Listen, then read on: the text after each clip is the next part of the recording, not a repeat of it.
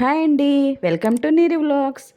ఈరోజు మీ లంచ్ ఏంటండి? మా లంచ్ వచ్చేసి మామిడికాయ పప్పు, ఇంకా ఒకటి పెద్ద బీట్రూట్ అంటే దాన్ని సగం తీసి ఫ్రై చేశాను, ఇంకా సగం పచ్చడి చేశాను, బీట్రూట్ పచ్చడి. ఇప్పుడు అదే ఆ రెసిపీనే మీకు షేర్ చేద్దామని చెప్పేసి వీడియో పోస్ట్ చేస్తున్నాను. బీట్రూట్ హెల్త్కి చాలా మంచిది కదండి, బ్లడ్ ఇంప్రూవ్ చేస్తుంది, పిల్లలకైనా మనకైనా చాలా మంచిది. కానీ ఎందుకో తెలీదు, ఆ కలర్ చూస్తే అస్సలు బీట్రూట్ తినబుద్ధి కాదు. బీట్రూట్ పచ్చిగా తింటే ఇంకా మంచిది అసలుకి.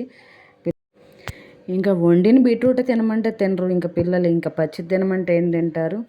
సో అందుకని చెప్పేసి మనం తినే విధంగా రెసిపీస్ రెడీ చేసి పెడుతూ ఉంటే వాళ్ళు కొంచెం ఇంట్రెస్ట్గా తింటారు.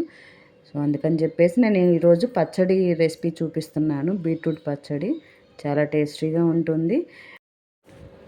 ముందుగా నా వీడియోని ఎవరైనా కొత్తగా చూస్తుంటే ప్లీజ్ అండి లైక్ చేసి సబ్స్క్రైబ్ చేసుకోండి. మీ సపోర్ట్ నా ఛానల్కి చాలా అవసరము. వీడియో చివరి వరకు చూడండి, చాలా బాగుంటుంది, మంచి రెసిపీ, చాలా టేస్టీగా ఉంటుంది. ఇంకా ప్రొసీజర్ వచ్చేసి, నా దగ్గర ఒకటి పెద్ద బీట్రూట్ ఉంది, దాన్ని ఆఫ్ చేసేసాను. ఆఫ్ చేసి సగం వచ్చేసి సన్నగా ముక్కలు తరిగేసి వేపుడు చేసి పక్కన పెట్టేశాను. ఇంకా సగం బీట్రూట్ వచ్చేసి సన్నగా తురిమేసి ప్యాన్లో ఆ బీట్రూట్ని వేసేసి ఒక టీ గ్లాస్ నీళ్లు వేసి కొంచెం ఒక సరిపడా సాల్ట్ వేసుకొని మూత పెట్టేసి చిన్న మంట మీద మగ్గనిచ్చేసాను. నెక్స్ట్ అది మగ్గేలోపు మిక్సీ జార్లో ఎండు కొబ్బరి ఒక సగం చిప్పని సన్నగా ముక్కలు తరిగేసి అందులో వేశాను. ఎండు కొబ్బరి అయినా పర్లేదు, పచ్చి కొబ్బరి అయినా పర్లేదు, ఏదైనా యూస్ చేసుకోవచ్చు. నేనైతే ఎండు కొబ్బరి వాడాను. సగం చిప్పని ముక్కలు కట్ చేసి అందులో వేసి మనకి కారానికి సరిపడా పచ్చిమిరకాయని సన్నగా తరిగేసి అందులో వేసేసాను. నెక్స్ట్ సగం స్పూన్ ఆవాలు, జీలకర్ర కూడా వేసి అల్లం కొంచెం వేసేసాను అనమాట. సాల్ట్ అయితే బీట్రూట్లోనే మనం సరిపడా సాల్ట్ వేసాం కాబట్టి తర్వాత చూసుకొని వేసుకోవచ్చు. ఇంకా నెక్స్ట్ ఈ బీట్రూట్ మగ్గిందండి, మగ్గి వాటర్ అంతా ఇంకిపోయిన తర్వాత నెక్స్ట్ ఈ కొబ్బరి పేస్ట్ అయితే అందులో వేసుకోవాలి. కొబ్బరి పేస్ట్ని మెత్తగా గ్రైండ్ చేసుకోవచ్చండి, నేనైతే కచ్చపచ్చిగా చేశాను. ఎట్లా కావాలంటే అట్లా వేసుకోవచ్చు. ఆ పేస్ట్ని కూడా ఇందులో వేసేసి ఆ మిక్సీలో నేను కొంచెం నీళ్ళు వేసి మొత్తం కలిపేసి ఆ వాటర్ కూడా అందులో వేసేసాను, బీట్రూట్లో వేసేసాను. వేసేసి ఇంకా మూత పెట్టేశాను అనమాట. ఆ నీళ్ళని ఇంకే వరకు మగ్గనిచ్చేసాను.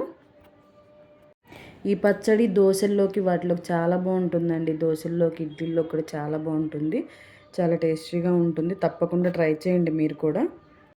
చాలా సింపుల్గా అయిపోతుంది కూడా, పచ్చడి చేయటం చాలా సింపుల్ అయిపోతుంది, చాలా ఫాస్ట్గా అయిపోతుంది. ఇదిగో చూడండి, వాటర్ కూడా ఇంకిపోయినాయి శుభ్రంగా, బీట్రూట్ అయితే మగ్గిపోయింది, కొబ్బరి అదంతా కూడా మగ్గింది చక్కగా. నెక్స్ట్ ఇంకా స్టవ్ ఆఫ్ చేసేసుకోవాలి. స్టవ్ ఆఫ్ చేసిన తర్వాత నేనైతే 1/2 కప్పు పెరుగు వేశాను. 1 కప్పు బీట్రూట్కి 1 కప్పు ఈ కొబ్బరి పేస్ట్ వచ్చింది, కొబ్బరి పచ్చిమిరపకాయ పేస్ట్ వచ్చింది. 1/2 కప్పు పెరుగు వేసాను. కొంచెం ఎక్కువ కావాలంటే కూడా ఎక్కువ వేసుకోవచ్చు. 1/2 కప్పు పెరుగుని బాగా చిలక్కొట్టేసి అందులో వేసేసాను. గుర్తుపెట్టుకోండి, స్టవ్ ఆఫ్ చేసి వేయాలి పెరుగు, స్టవ్ ఆన్లో ఉండగా పెరుగు వేయకూడదు. ఇంకా స్టవ్ ఆఫ్ చేసేసి ఆ పెరుగు వేసేసాను. ఇంకా నెక్స్ట్ ఇంకా తాలింపు పెట్టేశానండి. ఇంక ఇంతే, మంచి టేస్టీ పచ్చడి అయితే రెడీ అయిపోతుంది. భలేగా ఉంది కదా కలర్ఫుల్గా పచ్చడి, చాలా బాగుందండి టేస్ట్. నేను చేసిన ఈ పచ్చడి మీకు నచ్చితే ప్లీజ్ అండి లైక్ చేసి సబ్స్క్రైబ్ చేసుకోండి. రేపు మరొక మంచి రెసిపీతో మీ ముందుంటాను. బాయ్.